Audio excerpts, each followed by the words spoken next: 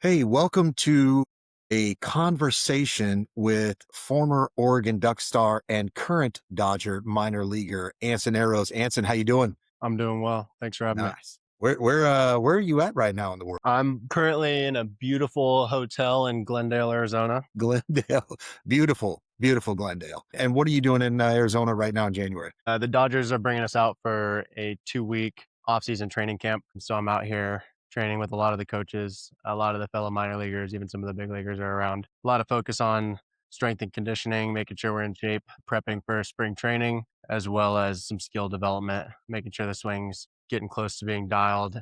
A lot of final adjustments going into the spring, that kind of stuff. I love it. And from talking to you before, you were saying the Dodgers have some of the most technologically advanced training methods, training devices. What's one of the things there that's really jumped out at you that was like a wow moment from a training perspective?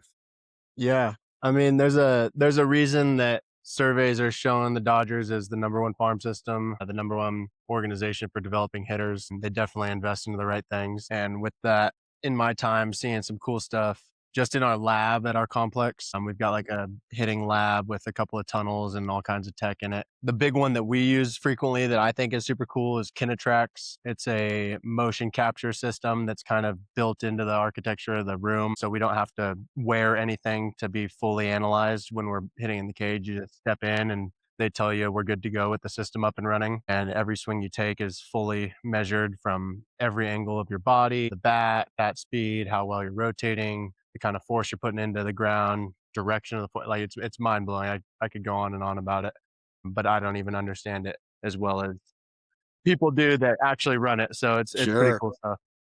And you came, I mean, being at Oregon, that was probably at that time one of the most technologically advanced schools as well. So it has to be exciting for you to get to go to an organization that sort of embraces, technology and as sure as some old school training as well, right? I'm sure there is some of those guys that have been around for years in the game and they understand it and they're able to walk you through some of those things as well. Yeah, that's something I'd say that they do well is just the mix of people in the room, the years of experience, the old with the new, and how well they've kept up with it too. It's not like those coaches that have been around forever don't like the technology. They're all for it, and they're learning as we go as well. And they're blending it really well with their experience from times prior to all the technology. And that what a joy to be able to learn from, guys who've been around the game for, I'm guessing 30 plus years in some of their cases. And, to see how training has evolved and how they're able to use those old methods, right along with the new, up to date methods. Nice. So we know you went to Oregon. You were let's call it a two-way player, right? You played a little bit of first base, a little bit of left field, a little bit of right field, a little bit of catcher, and then you kind of ended your time at Oregon in right field. Is that fair to say that? I'm Yeah, sorry, left field. The left left field, field, not a right field. Yeah. yeah, yeah. It was interesting. I came in as a catcher, spent 2 years on the bench, really had some DH starts, caught some late innings of games, but was battling a lot of injuries that kept me from the field. And then that junior year was kind of a breakout year for me, and it wasn't behind the plate. I made my first start that year at first base and a lot more of them in the outfield. And then suit kind of followed my senior year. I caught more games my senior year. I think I caught 10 at the beginning of the season. And then after about second week of March or so, kind of when conference play started, I found my home in left field and played about 45 straight games out there. And I think you made ESPN highlights probably 6 or 10 nights out of those 45. So as a as a Yeah. college player, you were certainly throwing your body around out there. It was fun for Amy and I to watch. Not only as college baseball fans, but of course as Pro, right? And you've been wearing our product for a few years, and of course we thank you for that. We love what you've done for us just from a feedback standpoint. That's it's always good. You were wearing Pro when you started playing the outfield, and then you're like, oh, you have tights and sliders, and let's kind of get rid of the catching shorts when I'm playing the outfield. So it was fun for us to watch, and of course, the play that everyone remembers you for. I will say, Amy does not remember you for this play. She remembers you for a catch you made down the left field line, almost falling into a bullpen. That is hands down her favorite play of yours. But I think the play that everyone remembers you for is this one.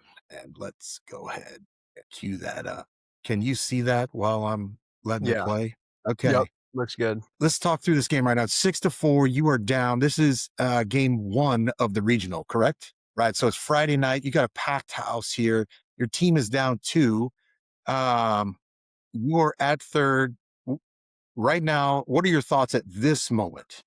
At this exact still frame, whether or not I should probably go, we are on the aggressive side, and I feel like I remember Marcus Hinkle, our third base coach, and I having a short conversation while that ball was flying. Like, am I going? Yep. Okay, I'm going. Uh, and that ball took that outfielder in a little bit, but I still think it was the right decision. Sure. We Aggressive, definitely right? Make are them on the make the play. aggressive, They're on and the road. They're in your territory, right? You've got the yeah, packed house yelling. Big moment for this left fielder here. You've been in these moments before, but Utah Valley, has he ever played in a stage this big, right? You don't know. I think that's a great decision by coach to send you here. So let's let it roll here a little bit. Okay, we're going to stop this here because this is before the whole world shut down. About two frames later, um, are you surprised he does not have the baseball at this point? yeah, I'd say so. Um, the way that he was set up in front of the plate, I was pretty ready to just be hosed. Um, because it looked like the ball was going to beat me, in which it did. It did It did, get to the right? plate well before I did. Um, but for at least probably 2, 3 steps prior to where we're at right now, I was kind of looking for lanes to go at. Um, Something that we practice and preach at Oregon is um, sliding into the plate and landing right on the plate. It's our running lane.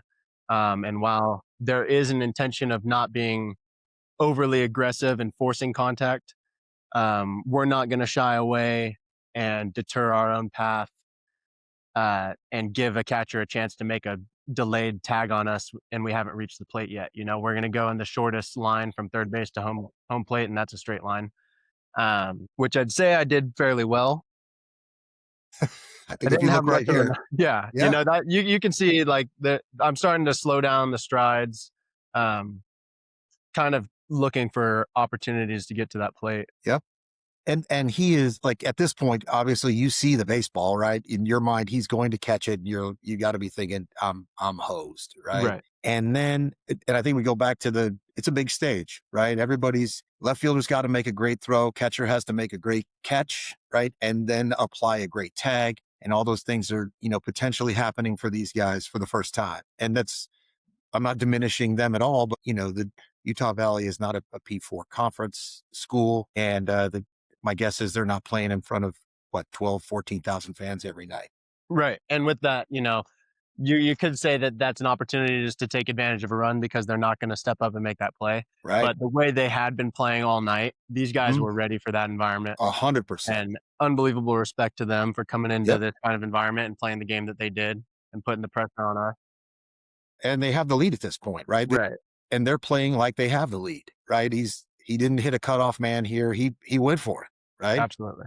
Again, great decision by him. All right, let's let it roll here. So at this point, you're thinking, all right, let's go. One run, right? Hopefully the guy on first tag behind you has got to be what everybody's thinking. And then you're excited. I love the excitement there. I mean, you have to be on just an unbelievable adrenaline rush at that point, right? Right after that. Yeah. Yeah.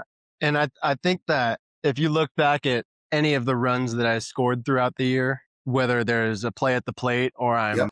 walking in from third base on a bases loaded walk, there's always an element of excitement for scoring a run in college baseball.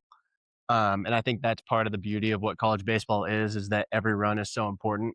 And, Yep. especially at Oregon with guys in the past that I played with, like I learned quickly that it's good to celebrate and feel that excitement because of what a momentum swing it brings just a single run on the board. Whether Oh, you're yeah. down 10, whether you're up 10, continuing to maintain that momentum is so important. And the energy and excitement from celebrating is kind of what builds it. Exactly. I think you're so right. And I don't want to continue to show the play because we all know what happened, right? You walked off the field and Oregon won and went on to win the national championship, right? That is that is not what happened, of course. But I think, you know, that was a great play by everybody. We could probably argue the merits of obstruction, interference, malicious contact for hours. And there are guys online who do that way better than I do. And I'm going to leave that up to them.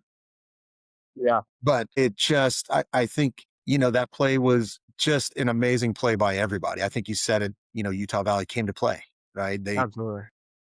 I don't think it was a trap game for you guys. You know, it's game one of a regional. I don't think that's ever a trap game because everybody's there for a reason. So, of course, it was tough for everybody who's an Oregon fan to watch. Had to be rough for you. I think we were texting the next day and you were in the football locker room or something watching the game because you obviously couldn't be on site. And then you went on, you know, Oregon did not win their regional and you went on to get drafted by the Dodgers. So draft day was leading up to draft day. I had the opportunity to go watch you work out on the pre-draft at Dodger Stadium. And I mean, that had to be just sort of surreal for you as well to, you know, I know there were pro guys there working out that day, right? Because they're trying to get their reps in. And so tell us what it was like. Amy and I were still in the car, just kind of letting you do your thing, walking into Dodger Stadium up there, you know, through the club level, through the VIP entrance, probably the players' parking lot, right? It's like, Yeah, credit to you guys for making that happen. I mean, we know what that story was like on I think a day's notice. You guys helped me get to LA for this opportunity. sure, So thank you again for all of that. And then, to shuttle me around and be at that stadium. It was my second time in that stadium. I'd done a workout coming out of high school, which was a blast. One of the coolest experience for, me as an 18-year-old kid, like to be taking batting practice in Dodger Stadium. Like that was awesome. And then sure. kind of full circle to come back around after a college career and feel like the same energy of being the same person, obviously, but 4 years older and with a whole lot more experience from an interesting college baseball career. It was cool to be back in there and know that like this was a real career opportunity ahead of me. And all I had to do was go out and be who I am and have a good day of baseball. Treat it like Sure. a almost treat it like a practice. It's the same kind of stuff that I did for hundred to, if not close to 1,000 times in college. So why not just go out and do it again? No, I love it. Just, you know, you were on the field with probably 15 or 20 other guys, whatever the number was, right? With pitchers and catchers and outfielders. And excuse me. It was just everybody there had one thing in mind, right? They all want to get drafted, right? You're on a playing field with guys who have one goal, right? That whether it was 20 or 25 guys, whatever it was, every guy who walked in that day had the potential to be a major league player, right? To be drafted a month later. So I'm in the draft. So it really was. It was fun for Amy and I to get to watch that. And I don't keep a lot of baseball souvenirs, but I actually ended up with one of the balls that you fouled off one pitch during your batting session, and it ended up landing within a couple of rows of us. So while I don't keep a lot of things, I gave away a ball that I caught at the College World Series to a guy. I still have that. So if your dad wants it, tell him to hit me up. I'm happy to send it to him. So let's just spend a couple minutes talking about the difference in your off season as a college player to now a professional player. You spent the summer in Arizona in the complex league. Definitely a grind, right? You're living in a hotel, riding a bus back and forth to the same stadium pretty much every day. And then you come into the off season and it's all new to you, right? Because you don't have to go to school. You don't have to do anything. You know, you can kind of put your feet up, take a little vacation, and I hope you did, right? I know you word is you went and got engaged, you went out and enjoyed yourself a little bit, which, you know, everybody needs some of that, and we're excited for you and what the future holds for you. But walk us through a little bit of the difference in the off season of a professional athlete versus a high school or college athlete. Yeah. So for the 4 years of college, I didn't get much of an off season in college. You finish high school, they ship you right out to summer ball. I had a blast playing in Thousand Oaks, California for the Caneo Oaks. Yep. That was like my first taste of what college baseball was going to be like. Had an awesome host family. And then you go straight from there and you report for fall. At Oregon, we're on the quarter system. The classes start like September 27th, but we're there September 1st or 3rd for baseball. So we're there weeks early, doing 2 a days. You're spending 10 to 12 hours at the field, and that's like your fall. You have fall ball. The only off season is December. December is when you go home. You're done with classes. You're home for the holidays. But baseball season starts the first week of January, Right. and December is the most important month of the career, or of the year, I should say. And that was work. December was work, so there's no off season there either.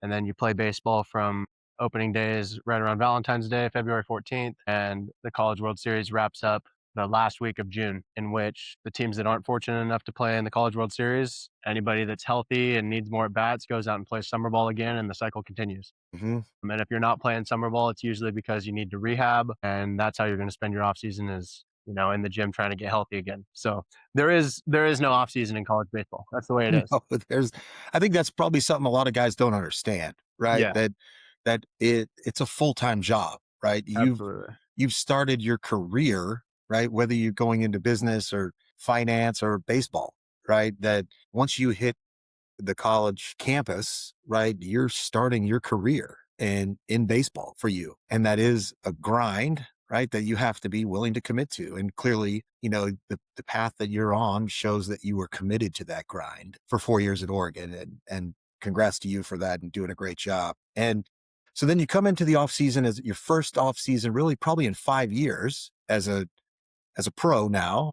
And was that hard for you to go work out every day, or was that just something like, hey, this is part of my life and this is my routine? How did that go for you? Yeah. That's the weirdest thing is understanding how long a professional off season is. For minor leaguers, our flight home was, I believe, September 20th. And that was after an extended period of workouts. And from September 20th, and then my spring training report date is February 22nd, so that's roughly 5 months that you're independent. And while they give you a program, at least from the strength and conditioning side, as far as the skill workload, a lot of it is, they want you to relax, and it's important to relax a little bit. Wait, wait, wait. So you stopped? Wait, how does that Yeah, work? Good, right? believe it or not. And I particularly had a difficult time with that. I had a lot of conversations with different coaches and a lot of experienced players around the complex asking like, "Hey, what do I do?" You know, like, when do I pick up a bat? When do I pick up a ball? That kind of stuff. And for me, those early months were pretty relaxed. I ended up occupying my time by golfing a lot and started giving instruction to young players. So I stayed plenty busy. I wasn't bored by any mean. But as far as my own workload, I took 2 weeks off of absolutely everything. Didn't lift, didn't hardly do anything other than just move around and probably stretch a little bit just for my own sake to make sure that I can wake up in the morning and get out of bed without hurting. And then slowly progress into running and lifting. And, the workload for the first 3 weeks was pretty lightweight. You don't pick up a dumbbell much heavier than 65 to 80 pounds. And then piece by piece, basically on 3 week to 4 week cycles, the intensity picked up. I started hitting off the tee, start hitting flips, get live arms, some machine work, and throughout that off season, ramp up the intensity from 3 days a week to 4 days a week to 5 days a week, 6 days a week, and now we're at the place where we are now, where spring training's knocking on the door, and I feel as though I'm in shape and kind of chomping at the bit to go for it. And ready to grab that proverbial bull by the horns. Well, Yeah. we're excited to watch what you have going on. I really appreciate the time that you spent with us today. If you don't mind, I know you have been wearing Thigh Pro for about 3 years now. Do you mind telling people what you love about them? Yeah. Um, I think our relationship started my sophomore year of college, when I was spending a lot of time catching bullpens, waiting for my opportunity in the games. Uh, I started wearing them because the concept makes too much sense. It's the only unprotected part of your body, and it's an absolute pain to get hit there. So why wouldn't you throw a layer on? And then actually wearing them, and I wore some early stages that weren't as polished as they are now, Yep. and fell in love with them right away. They're lightweight. I was telling one of my teammates actually about it today, who's placing an order, one of the other Dodger minor leaguers. Like, they don't weigh much. Yes, of course, they're bulkier than underwear if you're a guy that just wears compression shorts, but it's absolutely worth that extra ounce or two. Um, Throw some padding over a pretty sensitive spot. And I think they fit well. I've had no problems with any durability, anything like that. I mean, you've seen some of the pairs, and I've told you kind of numbers about how long I've been wearing pairs. Yeah, yeah. I'll send you a picture of a rip and you're like, well, they probably should have ripped last season. These aren't meant to be worn for 3 years in a row, Anson. Right, right. So, I mean, and we love that obviously we love you, love the product, right? But we get a lot of people who sort of downplay the idea of extra protection. Usually I'm somebody who says, well, back when I caught, right? That's usually how the next Yeah. sentence goes. What would you say to those guys as to why, you as a professional athlete choose to wear that extra layer? Yeah. The first thing that comes to mind is how important 1% or 0.1% is in today's game, whether it's pitching, hitters, catchers, position players. There's an old saying that it's a game of inches, and you need to be on your A game. And why would you not take that next step of making sure that that's where you're at? Wearing a ball to the thigh is tough and cool, but that bruise makes you a little bit slow to move laterally on your next block, and the ball gets by you, and all of a sudden there's a run on the board. That cool toughness kind of wore off. No, I come from I like to say, a pretty tough family, and Without a doubt. I've got an awesome inspiration of an uncle who is a bull rider and talks to me about toughness all the time. And I'm pretty sure that guy knows what tough is. I would think so. Yeah. He rode 2-ton animals with no helmet. Probably before the flak jackets too, right? Yeah, right. Yeah. So and he always talks to me about understanding the difference of being injured and being hurt, Mhm. and why would you not take a little bit to protect yourself when this new technology is on the rise? That's, I think, a big argument is, well, back then you didn't have this kind of stuff, and I guarantee if you had it, more people would have been wearing it. Yeah, we totally agree with you on that. All right, Anson, I really appreciate you taking the time with us tonight. I know you have a baseball specific account that you like people to follow. You post some baseball tips, some training, some things that you do in your workouts. Where can people find you? Yeah. My own content is on TikTok and Instagram. TikTok and Instagram pages are just my full name. And then I have a baseball specific Instagram that's at sevens.bsbl, sevens baseball. SEVENS dot Yep. BSBL. Yeah. Yep. Okay. And yeah, the focus is baseball relative content. Just, I've always said I'm just trying to inspire young players, putting stuff on social media that I wish I would have seen when I was a kid. Um, and that's kind of the gist of it. So, I love it. Anson Aroz, Los Angeles Dodger minor league catcher. If you're in Arizona, get out there and watch him play this spring. I'm sure he will not be there come March 1st. Well, not March 1st, but what's that? March 30th, I think, is opening day this year, March 28th, something like that. But I have a feeling Anson has got some great things coming ahead of him. Anson, thanks for taking the time and good luck this year. We look forward to seeing you. yeah, thank you so much.